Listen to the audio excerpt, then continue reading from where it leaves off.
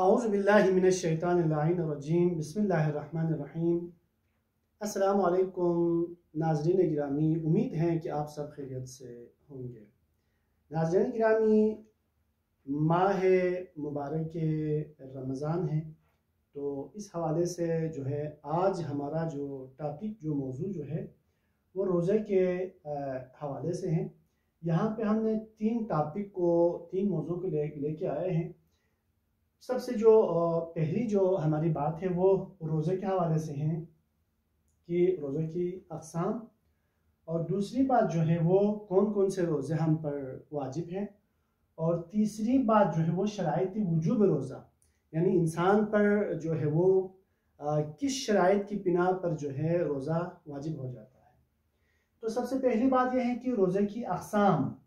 रोज़े की अक़साम में अगर हमने देखा जाए तो पहला यह है कि रोज़े की अक़साम में से जो पहली किस्म वो वाजिब पे रोज़ा है, यानी माह मुबारक रमज़ान के जो रोज़े हैं 29 दिन या 30 दिन जो है वो इंसान पर चाहे मर्द हो या औरत हो उन पर क्या है, वाजिब है। दूसरे किस्म जो है वो रोज़े मुस्तहब हैं, यानी मुस्तहब होने के ऊपर इसके जो है वो काफ़ी रिवायात पैगम्बर गिरामी से और अइम्मा अतहार अलैहिमुस्सलाम से वारिद हुई हैं।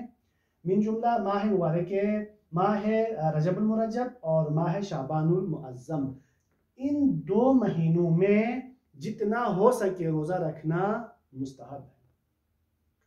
तीसरे किस्म जो है वो मकरूह रोज़ा है कि जिस दिन जो है रोज़ा रखना मकरूह है, यानी हराम नहीं है, यानी रोज़ आशुरा के दिन रोज़ा रखना मकरूह है।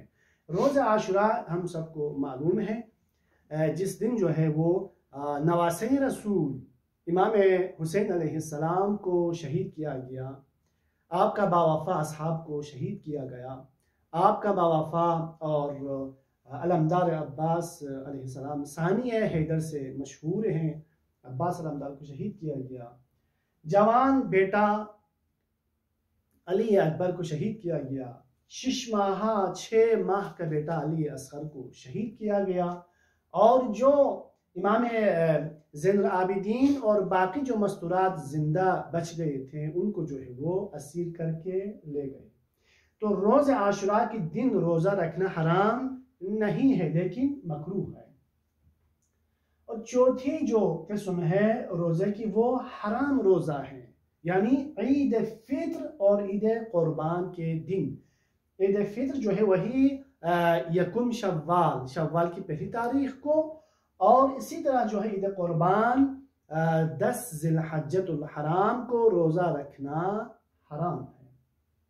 अब ये चार जो है रोज़े की अक़साम।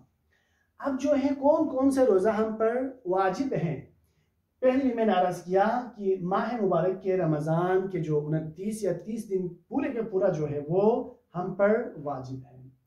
दूसरा जो है वो रोज़ा क़ज़ा है, यानी जिसने रोज़ा नहीं रखा हो, यानी वो रोज़ा जिसको मुस्तहब था लेकिन उसको नज़र या कसम के वास्ते, नज़र या कसम के जो है वो ज़रिए से हम पे वाजिब हुआ है, यानी किसी ने जो है ये कसम खाई है या नज़र जो है वो मानी है कि मेरा ये काम हुआ तो फलान दिन को फलान तारीख को मेरा ये काम हुआ, मेरा एग्ज़ाम जो है वो अच्छा हुआ और मुझे अच्छा नंबरों से पास हुआ, तो मैं फलान दिन को रोज़ा रखूँगा। तो ये क्या है, नज़र है या कसम खाई हो। तो इस सूरत में इंसान पर ये रोज़ा वाजिब होता है, लेकिन उसने अगर उस दिन रोज़ा नहीं रखा है तो उसके ऊपर क्या है, क़ज़ा वाजिब है। या जो है उसने मुतलक कहा हो कि जिस दिन मेरा काम फलान जो है वह तारीख को मेरा ये काम है, अगर ये हो जाए तो जो है मैं रोज़ा रखूँगा। मुतलक उसने नियत की हो, मुतलक उसने नज़र की हो, मुतलक उसने कसम खाई हो, तो जिस वक़्त उसको टाइम हो जाए रोज़ा रखना उसके ऊपर वाजिब है। इसी तरह कफ़ारा भी क्या है, रोज़े की जो कफ़ारा है उसको भी अदा करना रखना वाजिब है। और इसी तरह जो है चौथी जो अक़साम है वो ये है कि वालिदैन की जो है वो वालिदैन की क़ज़ा रोज़ा भी रखना हम पर क्या है, वाजिब है, गर्ची शरीयत में देखा जाए तो बड़े बेटे के ऊपर वाजिब है। इसी तरह जो है वो आखिरी और लास्ट जो रोज़ा वाजिब वो है एहतिकाफ। हमारे मुल्क पाकिस्तान में जो रिवाज है माह मुबारक रमज़ान में 15 के बाद 20 के बाद से लेकर आखिर तक एहतिकाफ का ये प्रोग्राम होता है, लेकिन ईरान इराक़ वगैरह में जो है वो माह रजबुल मुरज्जब 13 रजब खुसूसन जो है वो मौला मुवहिदीन अली इब्न अबी तालिब की विलादत बासादत के मौके पर वो लोग जो है एहतिकाफ रखते हैं। और आजकल एहतिकाफ जो है वो ईरान में भी रमज़ान में भी चलता है, दोनों माह में चलता है। तो एहतिकाफ में जो इंसान मर्द या औरत एहतिकाफ में बैठा हो तो दूसरा दिन तक नहीं, जब तीसरा दिन जो शुरू हो जाए तो तीसरा दिन रोज़ा रखना उसके ऊपर वाजिब है। अगर किसी ने जो है वो नहीं रखा हो, जानबूझकर ऐसा किया हो तो उसके ऊपर कफारा भी है, लेकिन उसको पता नहीं था, जानबूझकर नहीं साहवान हो तो उसके ऊपर क़ज़ा भी रखना वाजिब है, यानी तीसरा दिन जो है उस इंसान के ऊपर रोज़ा रखना वाजिब है। अब शराइत वजूब, कब ये रोज़ा हम पे वाजिब होता है? पहली शर्त यह है कि बुलूग और अक्ल, जिस इंसान जिस मर्द या औरत जो वो बुलूग सिन्न जो है वो उसकी उम्र जो है वो शरीयत के मुताबिक सिन्न बुलूग तक पहुंचा हो तो उस इंसान पर क्या है, उस मर्द और औरत पर वाजिब है। और इसी तरह इसके साथ अक्ल भी उसकी जो है सालिम हो। मुमकिन है बुलूग तो हुआ है लेकिन उसकी अक्ल जो है वो काम नहीं करती हो, दीवाना हो, पागल हो और उसके अलावा जो है वो अच्छे बुरे की तमीज़ नहीं रखता हो, तो उस इंसान पर भी वाजिब नहीं है।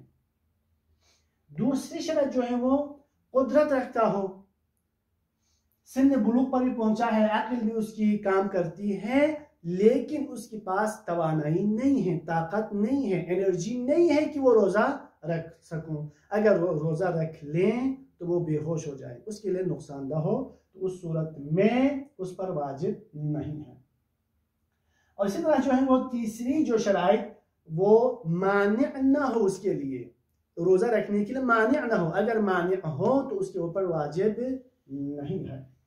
और इसी तरह जो है वो चौथी शराइत में से जो है वो चौथी शराइत ये है कि हाइज और नफसा, यानी जो अहकाम जो ख़वातीन में से है, औरतों में से है, जो औरत जो है वो हालत हैज़ में हो या नफसा में हो तो उसके ऊपर रोज़ा रखना वाजिब नहीं है। आखिरी लास्ट जो है वो शर्त यह है कि जिस मर्द और औरत के लिए रोज़ा रखना ज़रर और हरज ना हो, ज़रर उसके लिए नुकसान ना हो, हरज जो है उसकी मुशक्क़त ना हो, तो इन दो सूरतों में इन पर वाजिब नहीं है। वस्सलामु अलैकुम व रहमतुल्लाहि व बरकातुहू।